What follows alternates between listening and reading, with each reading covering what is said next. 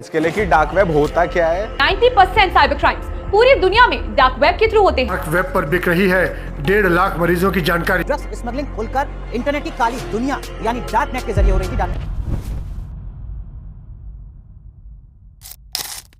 Peter स्कली, navy Robert कोडोस्टेला और बनमीत सिंह, ये नाम तुमने शायद ही सुने होंगे। ये डार्क वेब के बड़े क्रिमिनल हैं जिनको पुलिस के बहुत कोशिशों के बाद पकड़ा गया है। पर ऐसे हजारों क्रिमिनल्स है डार्क वेब में जो कि चाइल्ड पोर्नोग्राफी, मनी लॉन्ड्रिंग और ड्रग डीलिंग जैसे क्राइम कर रहे हैं जिनके बारे में पुलिस और गवर्नमेंट को कोई इन्फॉर्मेशन भी नहीं है। आज मैं तुम्हें डार्क वेब के बारे में सब कुछ बताऊंगा जिसे जानने के बाद तुम्हारे दिमाग में एक ही क्वेश्चन आएगा, are we safe? Is our family safe?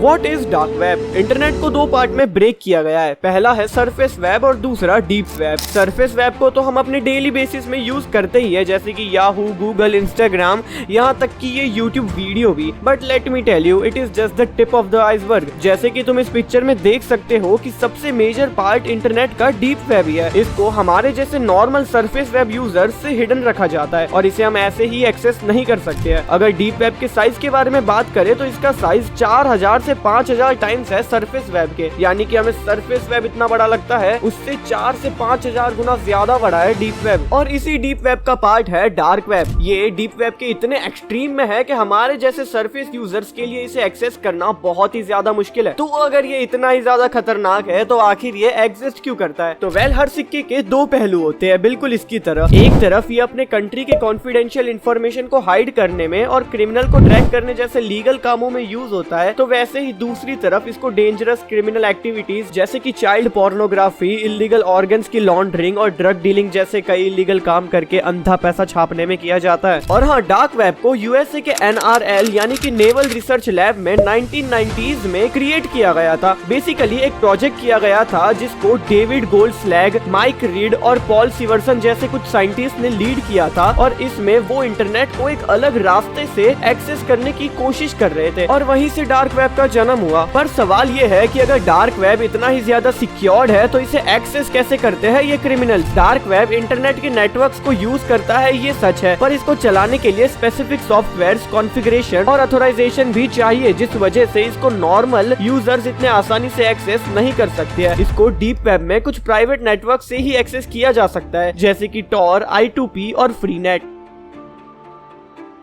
Okay, अब मैं तुम्हें एक बहुत ही ज्यादा इंटरेस्टिंग इंसिडेंट बताऊंगा जिसे द डार्क हंटर इंसिडेंट कहा जाता है।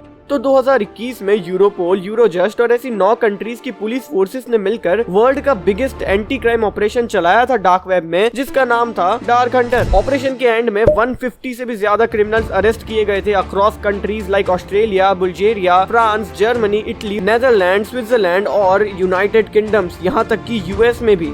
इनको डार्क वेब के थ्रू इलीगल चीजें खरीदने और बेचने के लिए अरेस्ट किया गया था। इस ऑपरेशन से जो रिपोर्ट सामने आई थी वो तुम्हारे होश उड़ा देगी। नंबर्स अपने आप में ही स्कैरी है, जैसे कि 26.7 मिलियन यूरोज जितना कैश और वर्चुअल करेंसी मिला, जिसकी कीमत इंडियन करेंसी में 238 करोड़ और 95 लाख के करीब है। और वहीं 238 kgs जितना ड्रग्स भी मिला और 45 से ज्यादा इलीगल फायर आर्म्स भी सीज किए गए। ऐसे हजारों या फिर लाखों लोग अभी भी क्राइम करके अपने घर में आराम से सो रहे हैं। ये हमारे आसपास भी रहने वाले लोग हो सकते हैं। इनको पकड़ने का तो काम पूरा हमारा नहीं है, लेकिन अगर हम कहीं पर भी कुछ गलत देखते हैं तो उस पर आवाज उठाना हमारी रिस्पॉन्सिबिलिटी है। क्या पता एक छोटी सी मदद जो तुमने की वो एक बड़ा इम्पैक्ट दे दे। अगर तुमने ये वीडियो यहाँ तक देखी है तो कमेंट कर दो against dark web. Signing off, फिर मिलेंगे।